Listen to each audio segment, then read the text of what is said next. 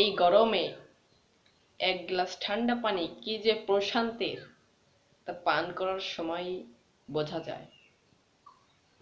রাস্তাঘাটে আশেপাশে যেসব দুস্থ লোকগুলো মনের আশা আছে এক গ্লাস ঠান্ডা পানি, এক গ্লাস ঠান্ডা শরবত পান করব, কিন্তু পান করতে পারে না, কারণ তাদের তো রেফ্রিজারেশন নেই, তাদের তো ফ্রিজ নাই।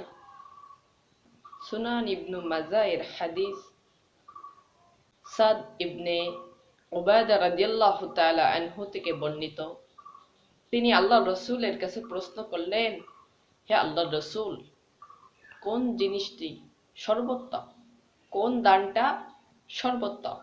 আল্লাহ রসুল প্রশ্নের জবাবে উত্তর দিলেন, যে ব্যক্তি পান করায় ওই দানটা হলো সর্বোত্তম। সুবহানাল্লাহ। এই যে রাস্তায় দুস্থ লোকগুলো রেফ্রিজারেশনের পানি পান করতে পারছে না, বাংলাদেশ জামায়াতে ইসলামী ছাত্র শিবির তারা তাদেরকে পানি পান করাচ্ছে। সারা বাংলাদেশে বাংলাদেশ জামায়াতে ইসলামী ছাত্র শিবির পুরো লোকগুলোকে পানি পান করাচ্ছে পুরো বিনামূল্যে।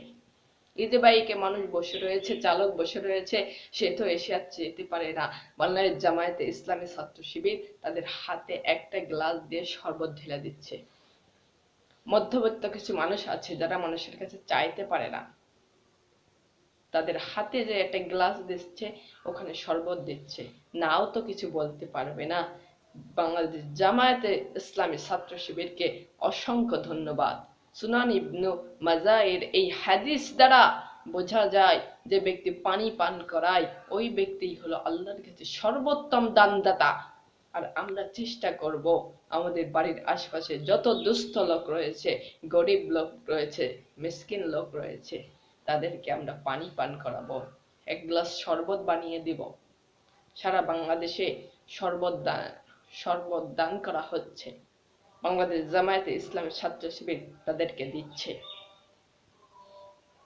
আমি বিভিন্ন নিউজ দেখলাম, আমাদের যশোরের মনিরামপুরে সবচেয়ে বেশি তীব্র তাপমাত্রা। আমাদের মনিরামপুরের যশোরে পিচ গলে যাচ্ছে,